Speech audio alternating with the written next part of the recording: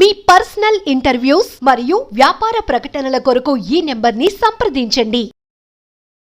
గత 5 ఏళ్ల పాలనలో రాష్ట్రం ఎంతైతే నష్టపోయిందో మీ సామాజిక వర్గం, రెడ్డి సామాజిక వర్గం కూడా అంతే నష్టపోయింది అంటే మీరు ఏకీభవిస్తారా? 100% ఏకీవిస్తా. నేను ఇందాకే చెప్పాను కదా, ఇప్పుడు ఏ విధమైన లీడర్షిప్ కిల్ చేయడం, తర్వాత ఆర్థికంగా కాంట్రాక్టర్లకు కాంట్రాక్టర్లకు ఒక్కరికి బిల్లు లేవు.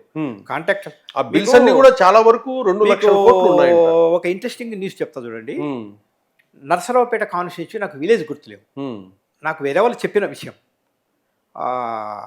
ఒక్క విలేజ్లోకి వైసీపీ వాళ్ళు ఎంటర్ కాలేరు, అంటే అంత టీడీపీ కమ్మాస్ సంబంధించిన ఊరది.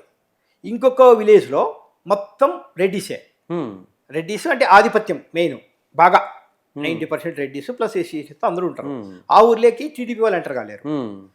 ఒక సర్వేకి సంబంధించిన వాళ్ళు ఆ ఊరు వెళ్తే సర్పంచ్ దగ్గరికి వెళ్ళారు, ఏముంది ఎలా ఉంది పరిస్థితి అని. రెడ్డి సర్పంచ్ వెళ్తే ఇంకా నేను చెప్పకూడదు, మా వాళ్ళని పిలిపిస్తా అని రమ్మన్నాడు. అందరూ చెప్పాలంటే ఇంకా ఏదో తీసుకున్నాడు, చెప్పులు తీసుకొని మేము కొట్టుకోవాలా, ఎందుకంటే మాకు ఈయన పెద్ద ఆయన ఉంటే ఏదో పాపం హాస్పిటల్కి పిలిచిపోయేవాడు, లీడరు తీసుకుపోయేవాడు. ఈయన ఫైనాన్స్గా లేకపోతే ఆయన కాంట్రాక్ట్ దెబ్బతిని ఆర్థికంగా దెబ్బతింటే మాకెవరు దిక్కు. ప్రతి ఒక్కదానికి గవర్నమెంట్ చేయలేదు కదా, ప్రతి ఒక్కటి గవర్నమెంట్కి మనం ఫోన్ చేసి ఎంఆర్ఓ రా అని అది కాదు కదా, సాధ్యం కాదు కదా. సో ఆ విధంగా బాగా ఆర్థికంగా నష్టపోయారు, రాజకీయంగా నష్టపోయారు. ఇప్పుడు రాజకీయంగా అంటే ఏ విధంగా అంటే, మీరు సపోజు ఈ సామాజిక న్యాయం అనేది కొత్త వర్డ్, ప్రపంచంలో లేని వర్డ్ను జగన్మోహన్ రెడ్డి గారు తెచ్చారు. ఎస్సీ ఎస్టీ బీసీ మైనారిటీ అని, నా ఎస్టీలు నా బీసీలు నా మైనారిటీ అనే వర్డ్ తెచ్చాడు. కానీ అది చెయ్యాలి, కానీ దాని నినాదం కాకూడదు. ఇప్పుడు ఓసీలు ఉన్నారు కదా, 30% పాపులేషన్ ఓసీలు ఉన్నారు. మీకు ఇప్పుడు రెడ్డి, కమ్మ, వైశ్య, బ్రాహ్మణు, క్షత్రియ లాంటి కులాలను ఏకం చేసి ఓడించుకున్న వ్యక్తి ఎవరంటే జగన్మోహన్ రెడ్డి. కరెక్ట్. వీళ్ళంతా ఏకం కారు. ఇప్పుడు కమ్మాసు ఉంటారు, రెడ్లు ఇటు ఉంటారు, అట్లా అంటారు. ఈ ఎలక్షన్ లో ఏకమై ఓడించారు. వాళ్ళు వాళ్ళ మధ్య ఉన్న ఏదైతే గ్యాప్స్ అన్ని కూడా వాళ్ళు మర్చిపోయి కలిసిపోయి జగన్ ఓడించారు. విచిత్రమైన విషయం ఏంటంటే, ఎప్పుడు మైనారిటీలు వైఎస్ఆర్సీపీతో ఉంటారు, రాజశేఖర రెడ్డితో ఉంటారు, కాంగ్రెస్ పార్టీతో ఉండేవాళ్ళు. అవును. అది అర్థం కాని విషయం ఏంటంటే, హైయెస్ట్ మైనారిటీలు 80% ఉండే చోట్ల కూడా ఓడిపోయింది. కర్నూలు, ఆదోని, కదిరి, ఎన్ని నియోజకవర్గాలు, ఎన్ని నియోజకవర్గాలు అంటే 80% పైన ఉన్నారు ఇక్కడ మైనారిటీలు.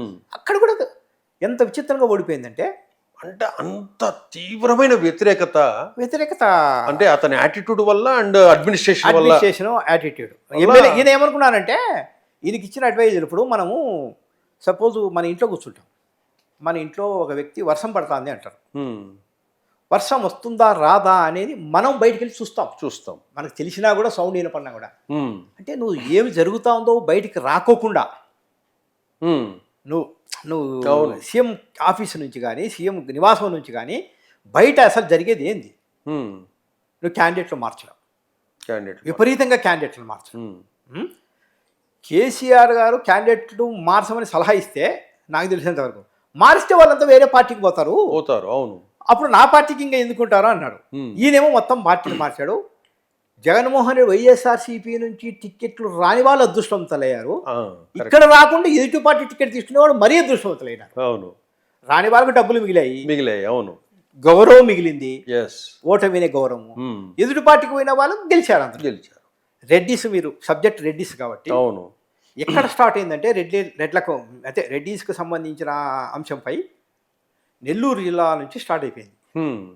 కోటంరెడ్డి శ్రీధర్ రెడ్డి దగ్గర నుంచి, ఆనం రామనారాయణ రెడ్డి, వేమిరెడ్డి ప్రభాకర్ రెడ్డి, మాగుంట శ్రీనివాస్. అంటే వీళ్ళంతా కూడా ఈ అడ్మినిస్ట్రేషను, తన వ్యవహార శైలి నచ్చక బయటికి వచ్చిన వాళ్లే కదా. అంటే వీళ్ళు అలాగే ఎక్స్పెక్ట్ చేసి వెళ్ళారు, సంథింగ్ ఏదో బాగా ఇచ్చేస్తాడు. మనం వ్యవహార శైలి 100%, వ్యవహార శైలి. తర్వాత రెండవది ఏంటంటే రెస్పెక్ట్.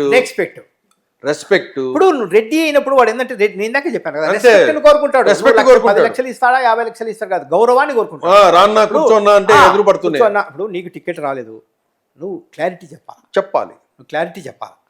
క్లారిటీ చెప్పకుండా ఎగతాళిగా నువ్వు లేకుంటే ఏమవుతుంది, ఎప్పటికీ అది రాజకీయాల్లో పనికి. మొన్న కూడా ఒక మాట అన్నాడు బాలినేని శ్రీనివాసరెడ్డి గారు, జనసేన పార్టీలో చేరాడు. ఒక విలేకరి అడిగాడు, సార్ మీ పార్టీ నుంచి సీనియర్స్ వెళ్ళిపోతున్నారండి అంటూనే, దానికి ఏదైనా స్మూత్గా సమాధానం చెప్పొచ్చు. ఎవరు సీనియర్లు పోతే ఏమవుతుంది ఇంకోరొస్తారు అంటే, ఒక అధ్యక్షుడే ఆ స్థాయిలో పోతే ఏమవుతుంది, అసలు ఎవరు సీనియర్లు అనే ఆ వ్యాఖ్యలు మీడియా ముందు కూడా ఆయనకు కనీసం అవగాహన అది లేకపోవటము, ఈ రెడ్లంతా కూడా ఆ సమయంలో పక్కకు వచ్చారు. ఇంకో విషయం, ఈ అమరావతి రైతుల ఉద్యమం జరుగుతుంది. వాళ్ళు అమరావతి టు అక్కడ ఆ సందర్భంగా ఏం జరిగిందో మీకు అందరికీ తెలుసు, టీవీలలో చూసాం మనం. మహిళల మీద దాడి చేసి ఎక్కడ పడితే అక్కడ చేతులు వేసి చీరలు లాగి నానా హింస పెట్టాడు ఆ చుట్టుపక్కల గ్రామాల ప్రజలంతా. కన్నీళ్లు పెట్టుకుని ఏడ్చినారు, ఎంత పని చేసినామా, మా భూములన్నీ ఇచ్చున్నాము అని చెప్పేసి 5 సంవత్సరాలు నరకం అనుభవించారు అమరావతికి భూములు ఇచ్చిన రైతులంతా కూడా.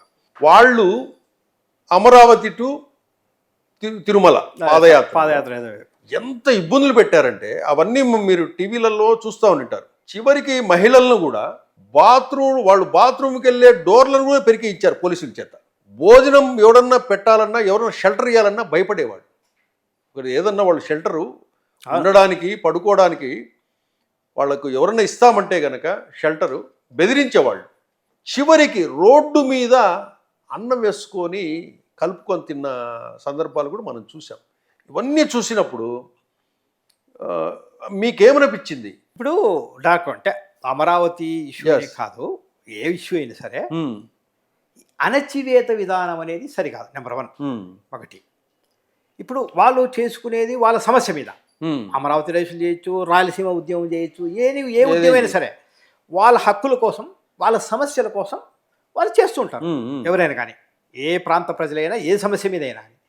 ఎప్పటికైనా కూడా ఈ విధమైనటువంటి అణచివేత, ఏ ప్రభుత్వము ఎవరి మీద అణచివేత చేసినా కూడా దానికి రియాక్షనే ఉంటుంది కానీ అంటే ప్రతిస్పందన. ఇప్పుడు మీరు ఒక విషయం చూడండి, ఎలక్షన్ కమిషన్ నాకు ఒకసారి నవ్వు వస్తూ ఉంటుంది. విగ్రహాలు కప్పెడతారు.